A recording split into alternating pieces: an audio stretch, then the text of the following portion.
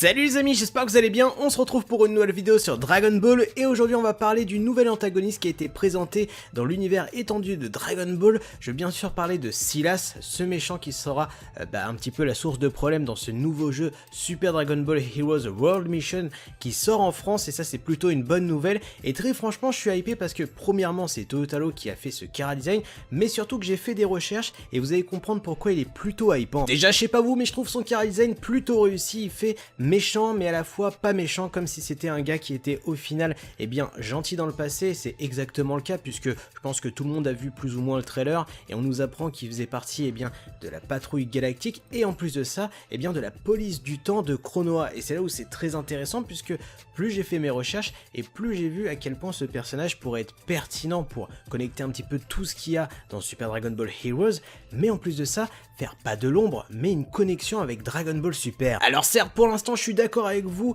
on n'est pas sur quelque chose de transcendant au niveau de son background, c'est-à-dire on a un méchant qui était gentil dans le passé, quelque chose d'assez classique dans le shonen. Là où ça peut être intéressant c'est qu'on est face à un type qui faisait partie de deux unités, je vais appeler ça comme ça, qui étaient pour la paix. La patrouille galactique et après la police du temps. Ce qu'on sait c'est qu'il s'est fait virer ou alors je ne sais pas quoi de la patrouille galactique puisqu'il était exilé dans l'espace-temps, et c'est là où c'est intéressant parce que pourquoi déjà à ce moment-là il s'est fait exiler dans l'espace-temps? C'est pas une prison, là c'est clairement on te met dans quelque chose où c'est le néant. Alors certes pour l'instant je pourrais pas réellement expliquer pourquoi il s'est fait virer de la patrouille galactique parce que je suis pas devin, je suis pas Saikyo. Là où je peux vraiment analyser le truc c'est que le gars s'est fait virer dans l'espace-temps par la patrouille galactique, donc en gros il ne faisait plus partie de cette unité, mais il a continué à arborer le logo de la patrouille galactique puisqu'on voit qu'il a toujours le logo sur sa poitrine, comme s'il s'est fait, selon lui, virer injustement, comme s'il n'arrivait pas à faire table rase du passé et qu'il veut toujours faire de la justice. Par la suite, on apprend qu'il a été le tout premier policier du temps,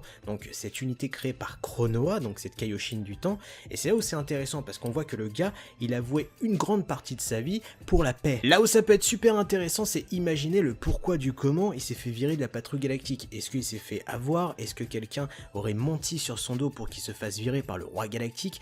Est-ce que il aurait tout simplement fait un échec de mission qui aurait causé un déséquilibre dans l'univers? Donc peut-être qu'un échec de mission assez grave, hop, tu te fais virer de la patrouille galactique. Par la suite, Kronoa l'aurait repêché en voyant un petit peu sa sympathie, mais surtout ce côté sincère qu'il a pour la justice, et alors il devient le premier policier du temps. Mais là où c'est intéressant, c'est imaginer le pourquoi du comment il a quitté la police du temps et devenir méchant par la suite. Et dans ce fameux trailer de Super Dragon Ball Heroes World Mission, qu'est-ce qu'on voit? On voit une Kronoa totalement en panique et surprise de voir Silas ou Shilasu en japonais, qui est une espèce de sardine. Ça c'est pour ta culture G mon frère, tout simplement parce que le gars se pointe au nid du temps, Trunks Super Saiyan se fait balayer et il nous explique qu'il ne peut pardonner au mal et qu'il veut instaurer la justice. Alors très clairement dit comme ça, oui ça sonne Zamasu Dragon Ball Super, Silas veut instaurer sa propre justice, sa propre vision du monde et du temps. Là où c'est intéressant, comme je vous l'ai dit, le gars était patrouilleur galactique, policier du temps, il a été le tout premier policier du temps, il a peut-être effectué plus de missions que Trunks Xeno n'en effectuera dans toute sa vie, et c'est là où c'est cool parce qu'on peut se dire avec les failles temporelles et tout ce qu'on peut voir dans Xenoverse, Xenoverse 2, on le sait, souvent les méchants sont corrompus par le mal, par l'espace-temps. Est-ce que Silas n'a pas été lui aussi corrompu au fil des années? Là c'est un bon truc, car on peut très bien imaginer qu'en tant que premier policier du temps, Silas a effectué des missions périlleuse, mais surtout à encaisser plus de mal que n'importe quel policier du temps pourrait en encaisser à l'heure actuelle. Et c'est là où je trouve ça intéressant parce que est-ce que tout ce mal qu'il aurait réparé au fil des cassures, des fêlures du temps ne serait pas réinjecté dans lui puisqu'il ne peut pardonner au mal, comme si le mal était parti éminente de son corps. Alors je sais pas ce que vous pensez de ce nouveau méchant de Super Dragon Ball Heroes. Là où c'est plutôt intéressant c'est que ça fait forcément connectique avec le nouvel arc de Dragon Ball Super avec Moro, ce bouc qui s'est échappé de la patrouille galactique.